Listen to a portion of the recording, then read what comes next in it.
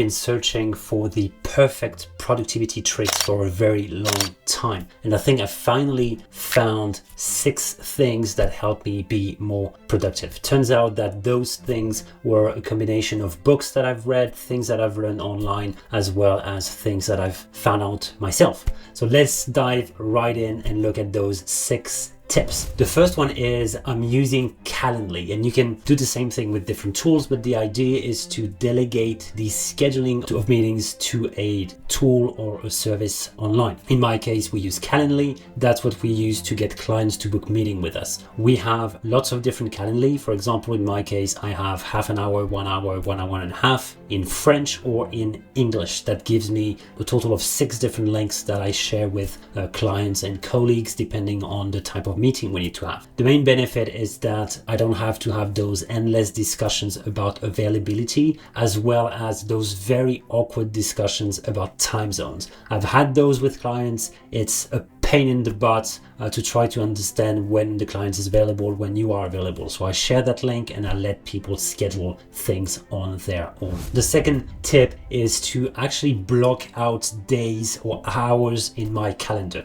Because I have Calendly, then almost my entire week is open for booking meetings. But at the same time, I want to keep control. I want to make sure that I have times blocked out in my calendar to be able to do deep work. And this is actually coming from a book I've read by Cal Newport called Deep Work. It's very important to have those uninterrupted block within your day, whether it's half an hour, whether it's an hour, really depends on the type of work you do. But in my case, being able to block out a specific time slot to be able to work on something important is something that really changed the way I work. For example, this video right now that I'm recording, it was actually blocked in my calendar. So I knew that nobody could actually block that same time using Calendly, and I knew and I prepared myself to record this video for the past couple of days. The third tool that I have is related to hardware. I have a noise cancelling headphone. That one is an Apple one, but you can get lots of different ones. Bose is a good one as well. The idea is to be able to go into deep work as fast as possible by blocking out the noise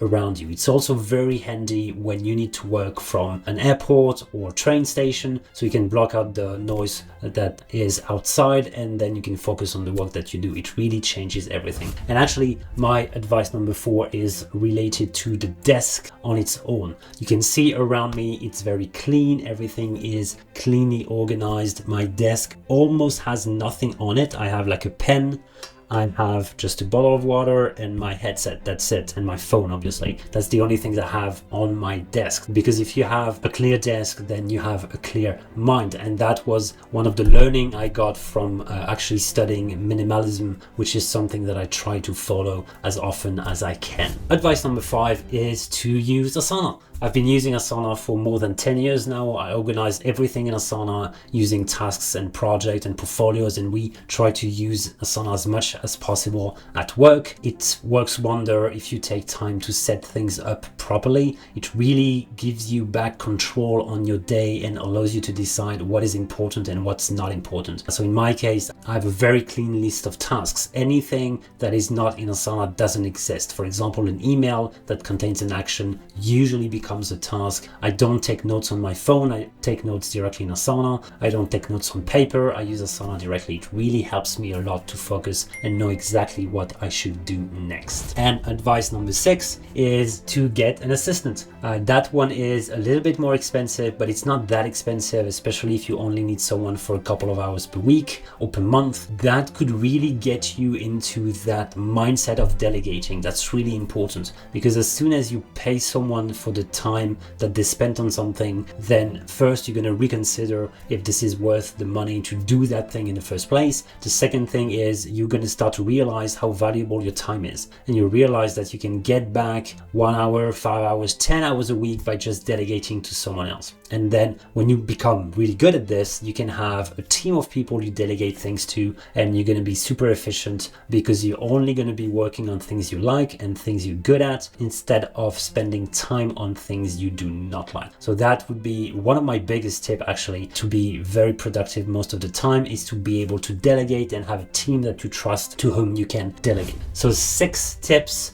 use Calendly, block out times in the calendar, use a headset, a noise cancelling headset, use Asana properly, have an assistant, and the last one was, yeah, a clean desk, clear mind. That's it. Sorry, I was looking at my notes to know exactly. See, I'm very well organized. I have my notes right in front of me. And also sometimes, actually it's a side note, sometimes being efficient means not re-recording the entire video just because you stumbled on something. That's actually fine. I think the video can turn out okay. And I will save about 10 minutes of my time, which is very valuable. So if you don't mind, I'm gonna leave that in the final edit of the video, and I will see you in the next video that I make. Make sure to check out my latest video on how to be productive within Asana and how to save a couple of hours per week by using different techniques.